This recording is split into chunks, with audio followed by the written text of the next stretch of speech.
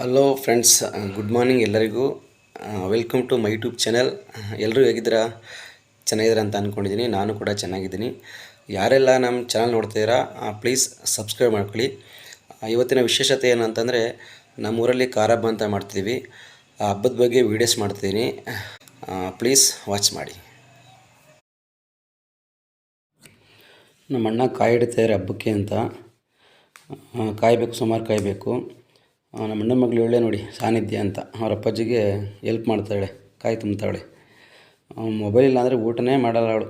ಅವರಮ್ಮ mobile ಕೊಟ್ಟು ಊಟ ಮಾಡಿಸ್ಬೇಕು, ಮೊಬೈಲ್ ಇಲ್ಲಾಂದರೆ ಮಾಡಲ್ಲ. ಹಬ್ಬಕ್ಕೆ ಅಂತ ನಮ್ಮ ಅಣ್ಣ ತರಕಾರಿ ಎಲ್ಲ ಕಟ್ ಮಾಡಿಕೊಂಡು ನಮ್ಮ ಅಮ್ಮನಿಗೆ ಎಲ್ಪ್ ಮಾಡ್ತಿದ್ದಾನೆ.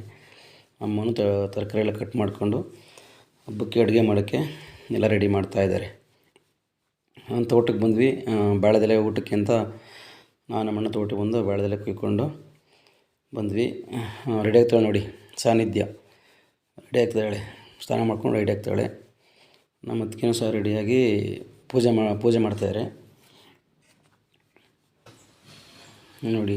ಹೆಂಗೆ ಪೂಜೆ ಮಾಡ್ತಾಳೆ ಅವಳು, ಮಂತ್ರ ಹೇಳ್ಕೊಂಡು ಪೂಜೆ ಮಾಡ್ತಾಳೆ. ಮಂತ್ರ ಹೇಳ್ಕೊಂಡು ಅವರು ಕಾರ್ಮೆಂಟ್ ಹೇಳ್ಕೊಟ್ಟಿರೋ ಮಂತ್ರನ ಹೇಳ್ಕೊಂಡು ಪೂಜೆ ಮಾಡ್ತಾಳೆ ಅವಳಿನಿ.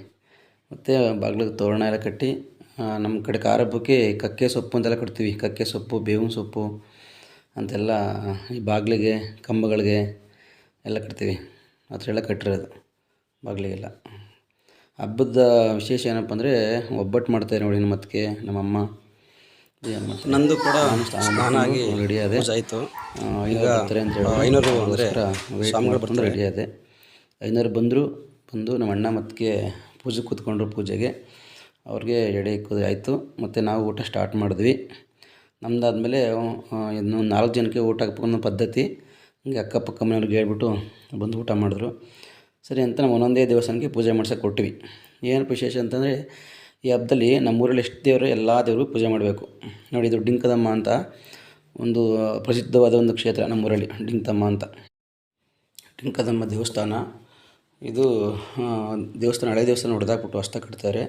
ಇದು ನಮ್ಮೂರು ಮಧ್ಯೆ ಇರೋ ಮಾರಮ್ಮ ದೇವಸ್ಥಾನ. ಇದಕ್ಕೂ ಪೂಜೆ ಮಾಡ್ಕೊಂಡ್ವಿ.